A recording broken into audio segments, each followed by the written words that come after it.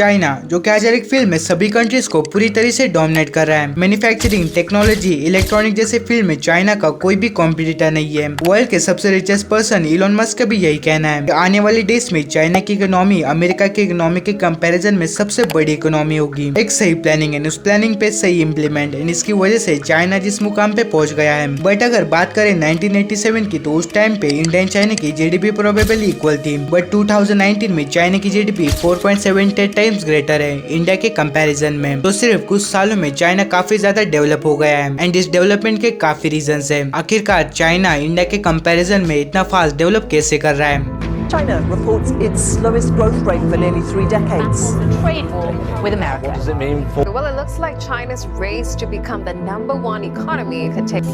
China's economic growth is set to fall behind the rest of.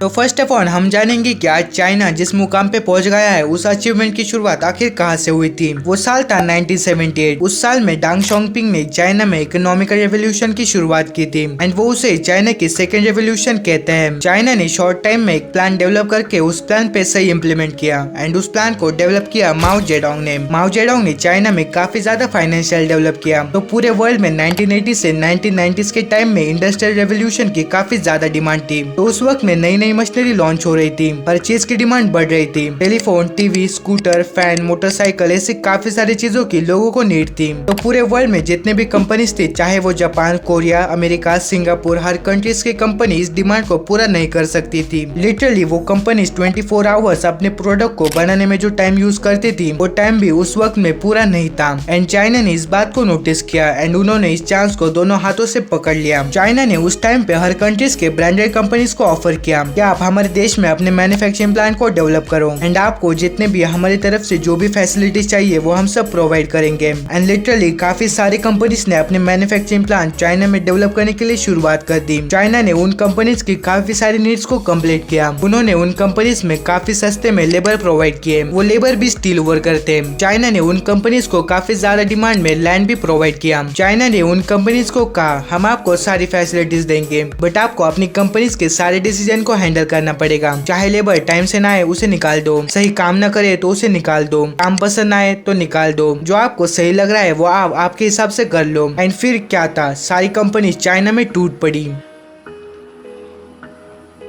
And इसके बाद China को realise हुआ कि लोगों को हर चीज की जरूरत बार बार होगी। अगर कोई पर्सन फोन परचेज करेगा तो वो लिमिटेड टाइम के बाद उस फोन को बदल लेगा, कोई भी प्रोडक्ट लाइफ टाइम तक साथ नहीं देगा। एंड फिर चाइना ने अपने खुद के मैन्युफैक्चरिंग प्लांट डेवलप करने के लिए शुरुआत कर दी। एंड अगर आप मार्केट में कोई भी चीज खरीदने जाओगे तो आपको काफी ज्यादा चीजों पर मेड इन चाइना लिखा होगा दिखेगा।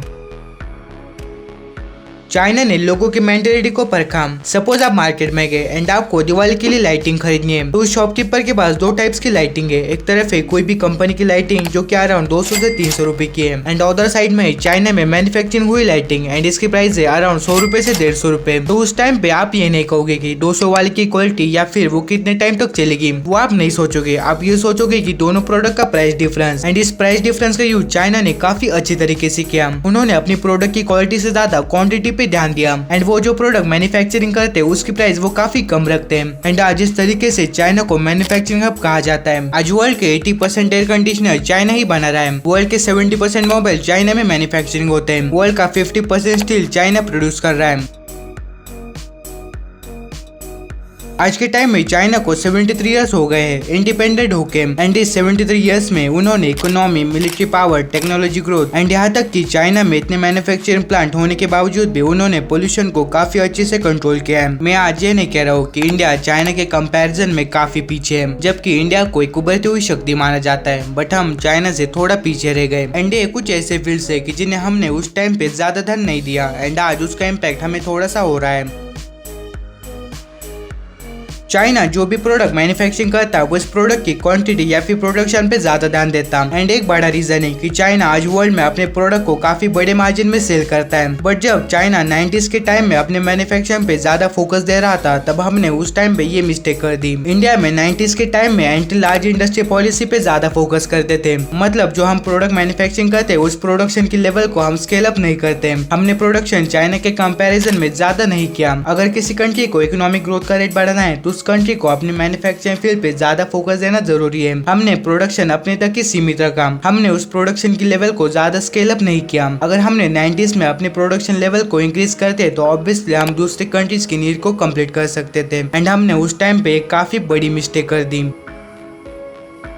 इसमें एक इम्पोर्टेंट बात यह है कि चाइना ने बेसिक इंफ्रास्ट्रक्चर में भारी मात्रा में इन्वेस्टमेंट किया, एंड ये पॉलिसी डिसीजन किया गया बिकॉज ऑफ इसमें लाखों लोगों को उनकी financial condition and purchasing power में ग्रोथ लाने के लिए उन्होंने ज्यादा लेवल में लोगों को एम्प्लॉयमेंट दी, मतलब रोजगार दिया। एंड ये डिसीजन चाइना की इंडस्ट्रियल डेवलपमेंट का काफी इंपॉर्टेंट टॉपिक है। चाइना अभी भी बेसिक इंफ्रास्ट्रक्चर पे ज्यादा मात्रा में इन्वेस्टमेंट कर रहा है। इसके रिजल्ट में आप उनके हाईवे, रोड, बिल्डिंग इनको देख सकते हो कि जो कि कितने हाई लेवल के हैं। एक सर्वे के अनुसार इंडिया को इंडिपेंडेंट होने के बाद जो पहले 15 इयर्स में बेसिक इंफ्रास्ट्रक्चर में इंडिया का average investment gross domestic production का 3% था, एंड इसके लिए 6.5% से भी ज्यादा इन्वेस्टमेंट की जरूरत थी, बट हमने वो इन्वेस्टमेंट की नहीं। एंड अदर साइड में चाइना ने बेसिक इंफ्रास्ट्रक्चर डोमेस्टिक प्रोडक्शन में 9% इन्वेस्टमेंट किया, एंड चाइना को उस टाइम पे सिर्फ 6.5% की जरूरत थी, बट उन्होंने इंफ्रास्ट्रक्चर पे ज्यादा मात्रा में इन्वेस्टमेंट किया।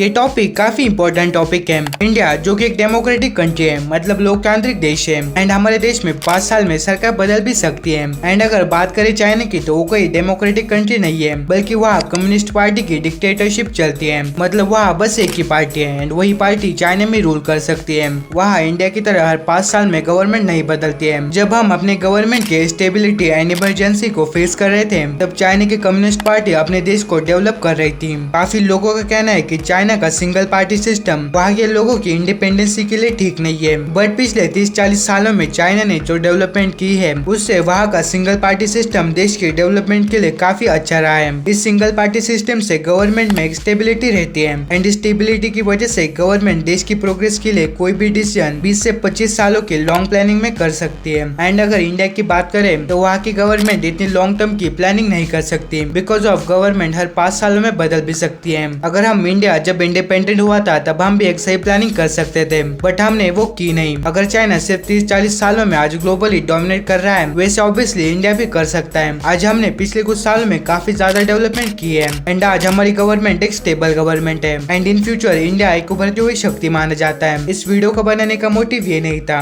कि चाइना के कंपैरिजन में इंडिया काफी पीछे है। अगर चाइना इतनी जल्दी डेवलप हो सकता है तो इंडिया क्यों नहीं।